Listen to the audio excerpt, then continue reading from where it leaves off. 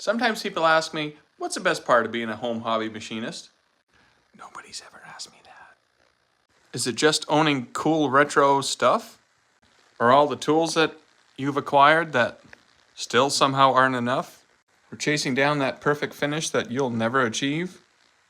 Maybe the big pile of scrap that you can make into something someday, maybe, probably, maybe.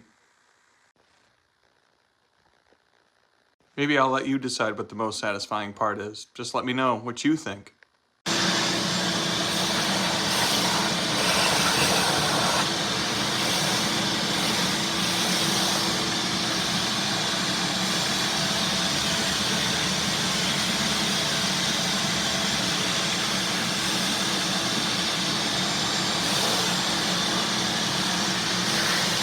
It's a vacuum cleaner, right?